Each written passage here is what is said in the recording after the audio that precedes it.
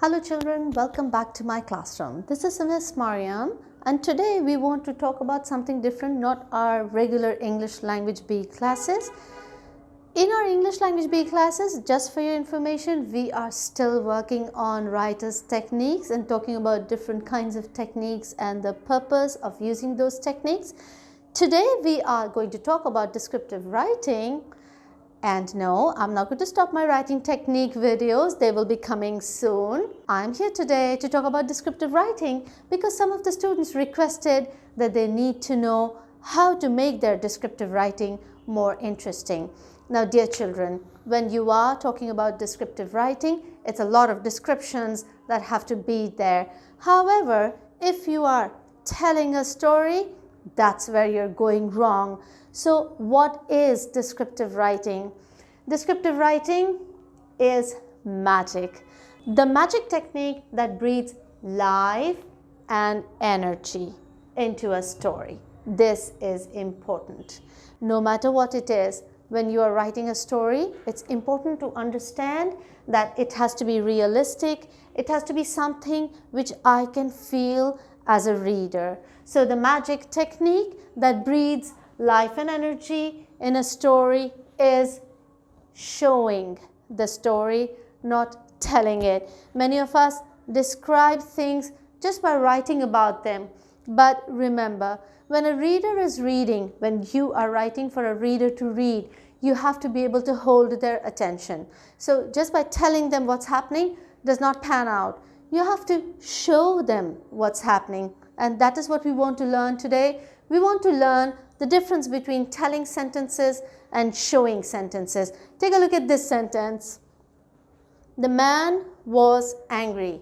This is telling me that the man was angry. However, if I write something like this, the mild-mannered man who nobody suspects of harming even a fly was shaking with rage. His increased heart rate made him clench his jaw. All he saw was red. All he could hear was the drumming of the blood rushing through his veins.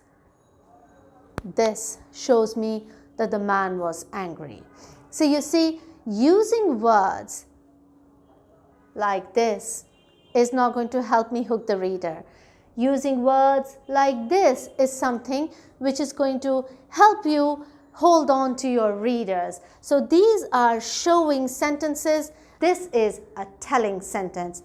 Showing sentences not only tell you what the character might be feeling, it paints a picture in your mind. It shows you what the character is feeling. Now, if I read this, I understand that the man was usually gentle.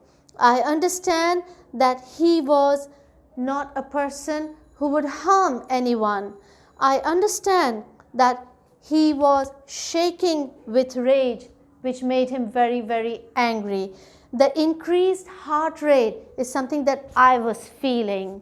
I could feel his heart rate increase as I read. I could see him clenching his jaw. I could see him seeing red. And I could hear his blood rushing through his vein, drumming through his veins. So you see, the magic of writing when you're using showing sentence is that you become the character. You don't tell your reader what your character is feeling. You make the reader feel what your character is feeling. So when your reader is reading what you have written, your reader becomes that character. It feels what your character is feeling. It sees what your character sees. And that, dear children, is the magic of writing.